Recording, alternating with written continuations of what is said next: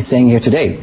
The president, on the other hand, on Voice of America, your sister radio, Voice of America in Somali, was asked, we have reports that your forces are shelling the civilian neighborhoods. Why is this happening? And his answer was, yes, we will shell them. If a bullet is fired at us from anywhere, regardless of who's there, we will shell it. That was his answer. And then he went on and said, the civilians have been warned to flee that neighborhood. Now, is that an accurate, report?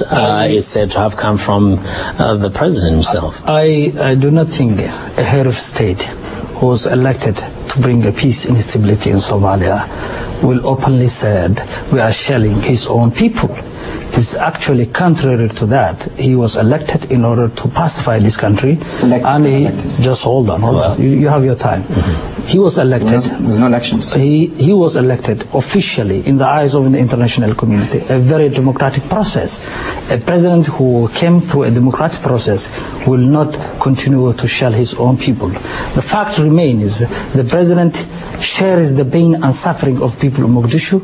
He was saddened by this kind of violence, but we have to understand why the war in Mogadishu has broken out, and we have to understand that context. There is another concern here. How would you compare the situation in Mogadishu right now to the time prior to the time when the interim government took control of Mogadishu some months back? Well, that is a good point, and that's a very good question. The difference is when the government has arrived in the capital, particularly the president, he has used his own leverage and discussion and reached highly political figures in the capital. He has met former President Abdul Qasim Salah Hassan, he has met former President Ali Mahdi, he has met the civil society, he has met the women's group, he has met the intellectualists in order to pacify the capital and create a community-led disarmament process. But as an individual walking through the streets of Mogadishu day or night, am I more secure, more safer today than I was during the months that the Council of Islamic Courts was in control of Mogadishu? That's a very good point. What I'm saying basically is the recent fighting in Mogadishu is on not taking the whole capital. It's taking southern part of Mogadishu. It is not the whole city that are inflamed. It's not the whole city that are currently artillery shell is taking place. It's a particular concentrated southern Mogadishu. It doesn't make a difference. It doesn't make a difference. Mogadishu, it does make a difference. Let's say this. Mogadishu is kind of just the nucleus of the activities in the Somalia today. But Bashir, in terms of the entire country, how are the people feeling in terms of the efforts of the interim government to create a state of peace, to reach out to the different groups that have a stake in the future of this country? Prior to the 3 months period, people were calling it the transitional federal government. But I think in the past 3 months, and specifically in the last 3 months, with all the deaths and destruction from Villa Somalia, where the president is currently staying, by the Ethiopian forces, by Abdullah Yusuf, he was a warlord, still is a warlord. We no longer recognize him as a president.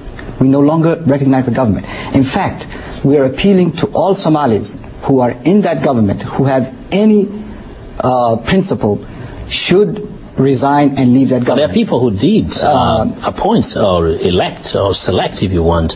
Are you saying that really they were all Yusuf does not enjoy support of people of Somalia?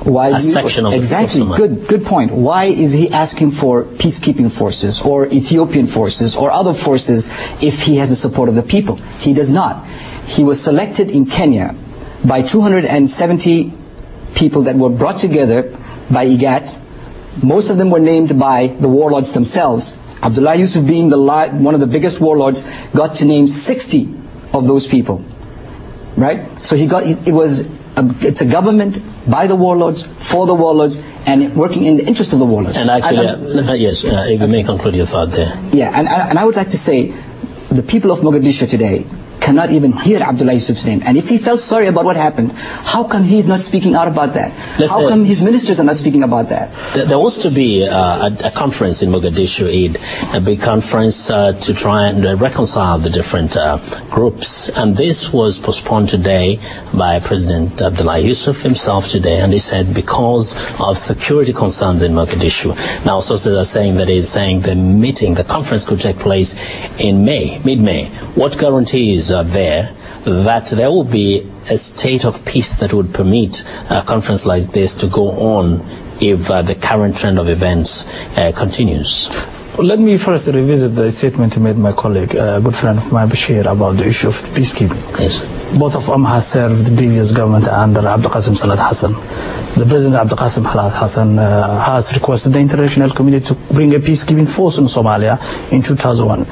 And the reason, just let me finish. I was there. I was his deputy of head of mission of Somalia. I represent the government in the United Nations. President Abdulqasim Salat Hassan and the Prime Minister Ali Khalif Galed has urged the international community with the support of government of Djibouti and the IGAD that it is important that the international community should deploy forces of peacekeeping in Somalia. That never happened. You have your floor. Yes. I have given you, so just give me. Abdulqasim Salat Hassan and Ali Khalif Galed, I represented them in that government at the United Nations. I have received many cables asking the international community to deploy forces. All along they were advocating in terms of peacekeeping. It doesn't materialize because the international community does not want to. And in terms of the peace force, the peacekeeping force. Let me finalize on that issues. Yes, quickly. And this government, yes, the President Abdullah Yusuf go through the same process that Abdulqasim has gone through. And that the issue of there's a necessity to create a Somali security force in the country. In order to do that, we need a peacekeeping force from African Union so they can train our Islamic courts do not need that. Islamic courts pacified Mogadishu without foreigners. Yeah, just before that, a point of clarification. Of course, we have to respect each other. Yes. We have to, when I have the floor, yes, I think Shudu should respect. It's a discussion. I'll give him his time, and he has to give me my time. Just make the point, yes, so that I can ask you this question. Of course, the peacekeeping process is normally, includes a peacekeeping force in some areas. And there are those who are not opposed entirely to this.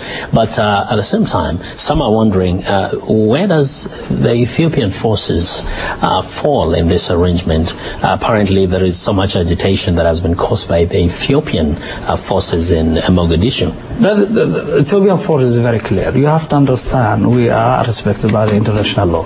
Somalia has a legitimate government, and under international law has any right to request a member states to support that government in order to create peace and stability in Somalia. Ethiopia came under the invitation of the Somali government, and under international law it was allowed. People should understand that Ethiopia does not come Somalia through a vacuum, but through a process of an IGAD process led by the IGAD member states, mandated by the IGAD, and we have also signed a bilateral relationship with the Ethiopian government. In the first place, do you recognize the authority of the interim government to invite any member state to come and help secure the peace? And at the same time, given the situation in Somalia, is it really, something that is unthinkable to bring in a peacekeeping force as long as the international community is in agreement and the people of Somalia think they need peace? Okay, let me clarify this point. As far as Somalis are concerned, this is like the Vichy government regime in France during the the Nazi occupation of France. We have Ethiopian occupation forces in Somalia, not with the invitation of the Somali parliament. The Somali parliament specifically, they punched each other in Nairobi, specifically on the point of bringing Ethiopian troops. IGAD said that only peacekeeping forces from, they've specifically excluded bordering countries, some countries that are bordering Somalia. Mm-hmm. Therefore, this whole thing about the president